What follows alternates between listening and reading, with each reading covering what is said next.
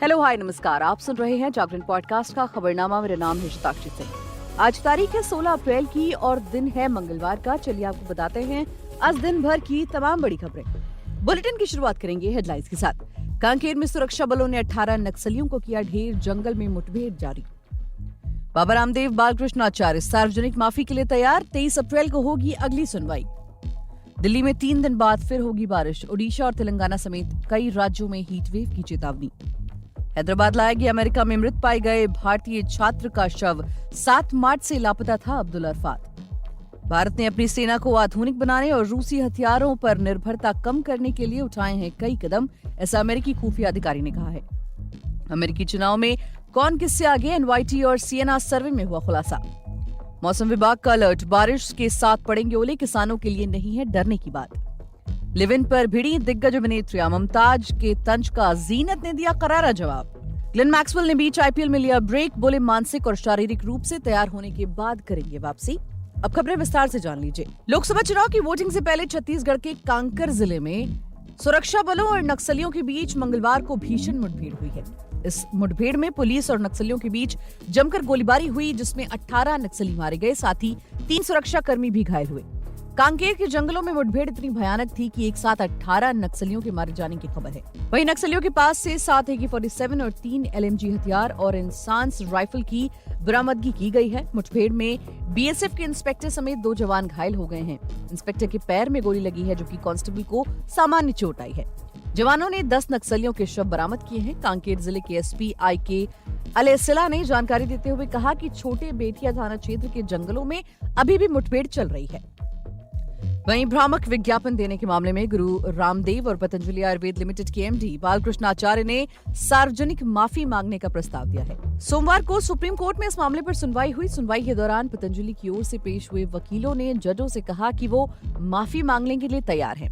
वरिष्ठ वकील मुकुल रोहतगी ने न्यायमूर्ति हिमा कोहली और न्यायमूर्ति एहसानुद्दीन अमानुल्लाह की पीठ के सामने अपनी दलील पेश की। कोर्ट ने कहा कि 1 हफ्ते में बाबा रामदेव और आचार्य बालकृष्ण अपनी गलती सुधारने के लिए कदम उठाएं। न्यायमूर्ति हिमा कोहली और न्यायमूर्ति एहसानुद्दीन अमानुल्लाह की पीठ ने उनकी माफी पर ध्यान दिया, लेकिन ये स्पष्ट कर दिया कि उन्हें सिर्फ मांगने की वजह से राहत नहीं दी जाएगी। पीठ ने बालकृष्ण से बातचीत करते हुए कहा कि आप अच्छा काम कर रहे हैं, लेकिन आप एलोपैथी को नीचा नहीं दिखा सकते। बाबा रामदेव ने भी पीठ से बातचीत करते हुए कहा कि उनका किसी भी तरह से अदालत के प्रति अनादर दिखाने का कोई इरादा नहीं था। हालांकि पीठ ने बालकृष्ण से कहा कि वो इतने निर्दोष नहीं है कि उन्हें नहीं पता कि शीर्ष अदालत ने मामले में अपने पहले के आदेशों में क्या कहा था। बढ़ते हैं अगली खबर की तरफ। देखिए, इसी साल अप्रैल महीने की शुरुआत में यूएस के क्वींसलैंड में मृत पाए गए भारतीय छात्र मोहम्मद अब्दुल अरफात का शव मंगलवार को हैदराबाद में उनके आवास पर लाया गया। अरफात कथित तौर पर 7 मार्च से लापता थे और 2023 में क्वींसलैंड स्टेट यूनिवर्सिटी में मास्टर डिग्री के साथ संयुक्त राज्य अमेरिका गए थे। मृतक अरफात के पिता ने सरकार से आग्रह किया कि उनके बेटे की मौत के बाद उनका शव भारत वापस लाया जाए। न्यूयॉर्क में भारत के महावाणिज्य दूतावास ने कहा कि वो मोहम्मद अब्दुल अरफात की मौत के बारे में जानकर दुखी हैं और उनकी मौत की गहन जांच सुनिश्चित करने के लिए स्थानीय अधिकारियों के संपर्क में हैं। न्यूयॉर्क में भारत के महावाणिज्य दूतावास ने एक्स पर एक पोस्ट में कहा कि ये जानकर दुख हुआ कि मोहम्मद अब्दुल अरफात, जिनके लिए खोज अभियान चल रहा था, ओहियो के क्वींसलैंड में मृत पाए गए। मोहम्मद अरफात के परिवार के प्रति हमारी गहरी संवेदना है। इसमें कहा गया कि उनके पार्थिव शरीर को भारत लाने के लिए शोक संतप्त परिवार को हर संभव सहायता दी जा रही है। 25 वर्षीय मोहम्मद अरफात मई 2023 में अमेरिका गए थे, लेकिन इस साल 7 मार्च से लापता थे। बात करें विदेशी खबरों की, तो शीर्ष अमेरिकी खुफिया अधिकारी ने कांग्रेस को बताया कि 2023 में भारत ने खुद को एक वैश्विक नेता के रूप में प्रदर्शित किया, क्योंकि उसने पूरे हिंद प्रशांत क्षेत्र में चीन की गतिविधि का मुकाबला करने की अधिक इच्छा दिखाई और अपनी सेना को आधुनिक बनाने और रूसी मूल उपकरणों पर अपनी निर्भरता कम करने के लिए कदम उठाए। रक्षा खुफिया एजेंसी के निदेशक लेफ्टिनेंट जनरल जेफरी क्रूज की टिप्पणी चीन का मुकाबला करने वाली रक्षा खुफिया पर कांग्रेस की सुनवाई के दौरान आई। क्रूज ने सदन की सशस्त्र सेवा समिति के सदस्यों को खुफिया और विशेष अभियानों पर उप समिति से कहा कि पिछले वर्ष के दौरान भारत ने समूह 20 के आर्थिक शिखर सम्मेलन की मेजबानी करके खुद को एक वैश्विक नेता के रूप में प्रदर्शित किया है और PRC यानी कि पीपल्स रिपब्लिक ऑफ चीन पूरे भारत प्रशांत क्षेत्र में गतिविधि का मुकाबला करने की अधिक इच्छा जाहिर की है।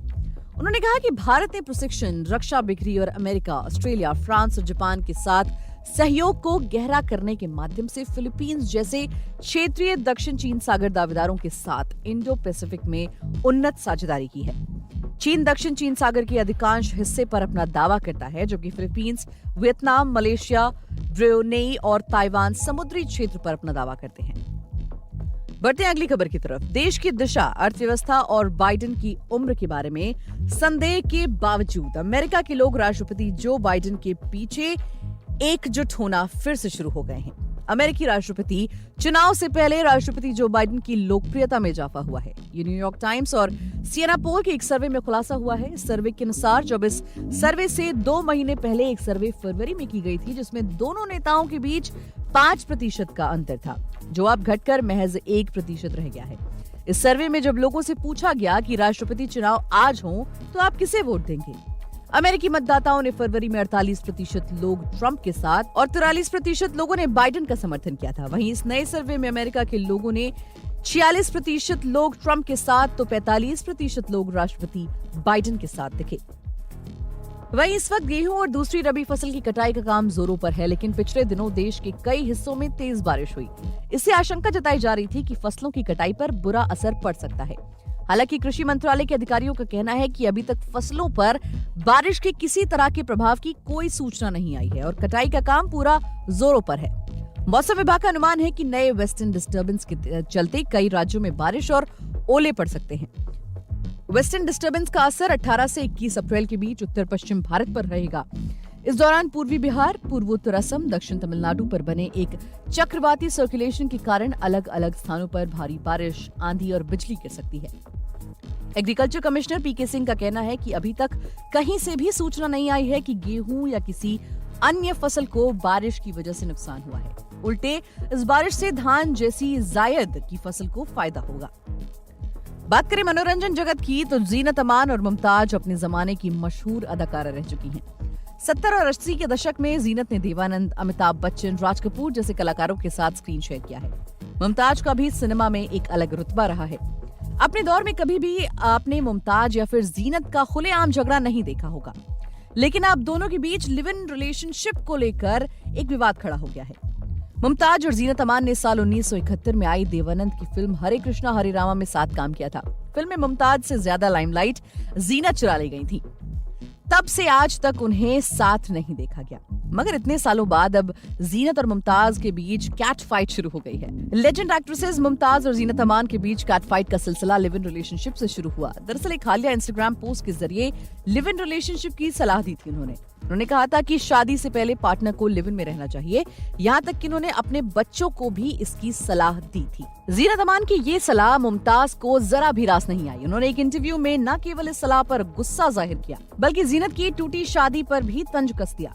अब जीनत ने इस पर रिएक्ट किया है। जीनत ने हिंदुस्तान टाइम्स को दिए एक इंटरव्यू में कहा कि हर किसी को अपने विचार रखने का अधिकार है। मैं उनमें से नहीं हूँ जो कभी किसी की निजी जिंदगी पर कमेंट करे या फिर अपने साथी को नीचा दिखाए, और मैं ये शुरू नहीं करने वाली। जूम को दिए इस इंटरव्यू में मुमताज ने जीनत अमान की सलाह पर सवाल उठाया था और उन्हें खूब खरी खोटी सुनाई थी। मुमताज ने कहा था कि जीनत को संभल कर सलाह देनी चाहिए। वो अचानक सोशल मीडिया पर इतनी पॉपुलैरिटी में आ गई और एक कूल आंटी की तरह दिखने को लेकर उनका उत्साह मैं समझ सकती हूँ, लेकिन अपने फॉलोअर्स को बढ़ाने के लिए नैतिक मूल्यों के विपरीत सलाह देना सही नहीं है। मुमताज ने आगे कहा था कि आप जीनत को ही मिसाल के तौर पर ले लो। वो मजहर खान से शादी करने से पहले उन्हें सालों से जानती थी। उनकी शादी एक नरक जैसी हो गई थी। वो रिश्तों पर सलाह देने वाली आखिरी शख्स होनी चाहिए। Well, this is a very big statement. फिलहाल हम बढ़ते हैं खेल जगत की तरफ। रॉयल चैलेंजर्स बेंगलुरु के बल्लेबाज ग्लेन मैक्सवेल ने आईपीएल 2024 से कुछ समय के लिए ब्रेक ले लिया है।